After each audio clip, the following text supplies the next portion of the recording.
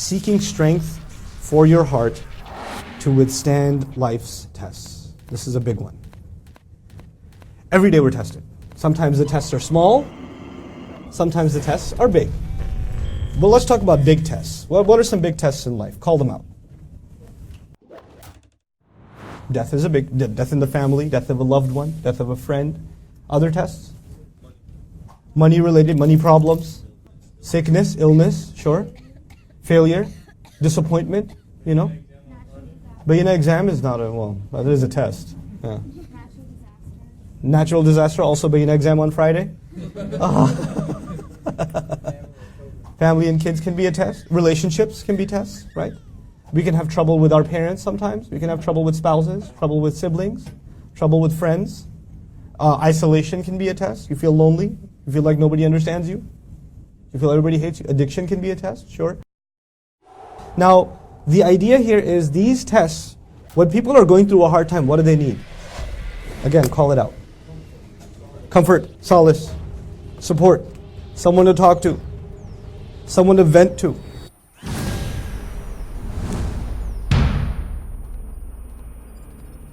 You know how many people come up to me and say, I need to talk to you for 2 minutes? That's usually 2 hours. I have this thing that I can only talk to you about. No one else on the planet will understand my problem, except you, because you're on YouTube. But what, in all reality, not to dismiss people's issues, people need someone to talk to. And people, more than anything else, need someone to give them hope, show them a light at the end of the tunnel, convince them that they can get through this. They are stronger than the trial that they're facing. That whatever they're going through, there has to be some good in it. You know? They need that, and they need somebody to say that in a loving way, in a kind way, in a comforting way. You know? And when that kind of comfort and love, it comes from someone with more authority. Like, you know, when your younger brother says that to you, like, eh. But when your grandfather says it to you, it means something more.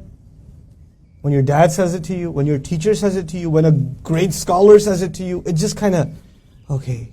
And the husband says, I've been saying that to you all this time, it didn't mean nothing. And he said the same exact thing, and all of a sudden, I feel so much better. Why? Because when somebody from a position of authority comforts you, the comforting itself is authoritative. One of the roles of the Quran in the life of a believer is, I'm having trouble. I need someone to comfort me. And guess what is going to comfort you?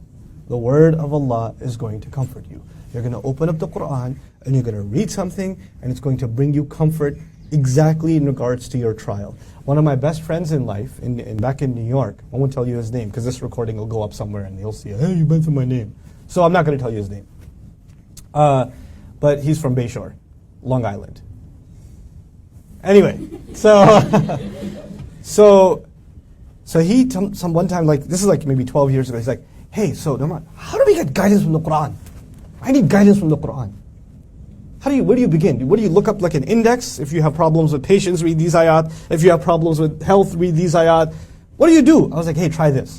Next time you have a problem, just have a mushaf with you, a copy of Quran with you, and just randomly open any page and start reading. But read with the intention that you're looking for Allah to give you comfort, to give you guidance. This is guidance to the heart. Just read. See what happens. 2 weeks in a row, every night I meet him at Isha. Hey, yo bro, it worked again. Yo man, it worked again. It was crazy. People don't know about this, man. This is so crazy. I had this problem, and I was reading, and like third ayah I read, I was like, whoa! That's exactly what I was... That's what it's supposed to be. But Quran will not give you that if you come to it as a critic, remember? Quran will only give you that when you come to it as a seeker. Oh, it'll give you comfort. It'll become your companion. And that salah will be therapy. That salah will be, you could go see a counselor, and then you could go talk to Allah. And Allah will talk to you. It'll become a thing of beauty. That's really, when you can learn Quran, you can internalize it, you can understand a lot of Quran. When you really taste Quran is when this therapy happens. And a lot of times this therapy happens in the middle of salat. Those are the most beautiful moments in a believer's life. When those moments happen, when the ayah hits you like a lightning bolt about the exact problem you were having, oh, ho, ho, ho. That's a high.